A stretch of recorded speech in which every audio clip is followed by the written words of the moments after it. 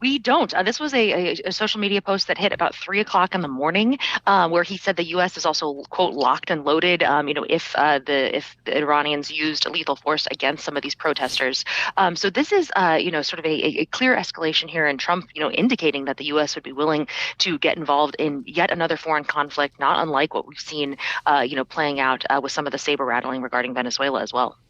What about what about the latest when it comes to the sanctions of companies based in Hong Kong and mainland China for evading restrictions on Venezuela's oil exports?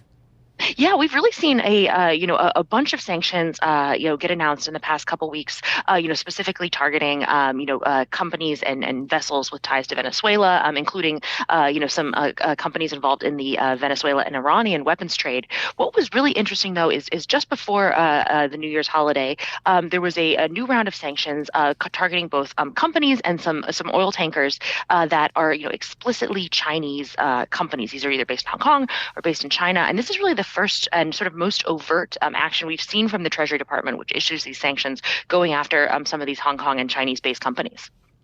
You know, as someone who's leaving a week from Sunday for Aruba, it's interesting to note that it's literally right off the coast of Venezuela. We can see the tankers going in and out of the ports from a beach there with a Balashi in my hand, which is the beer of Aruba, one happy island. What's the feeling in Washington, D.C., whether it's the State Department, the Department of Defense, about where the president may go next with Venezuela here?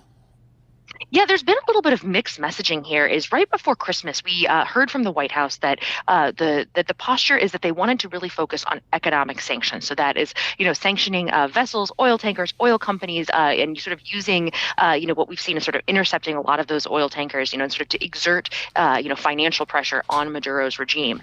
That is very different from what we've been hearing from the president in recent days. He announced that strike, allegedly, conducted by the CIA of a dock facility where purportedly drug boats are getting filled up. There was some strikes again just a couple of days ago of more boats, in the Caribbean, off the waters of Venezuela. So while we're sort of hearing the official posture is, let's focus on the economic side of this, we're hearing, that Trump at least is very much engaged in the military and intelligence, physical show of force side.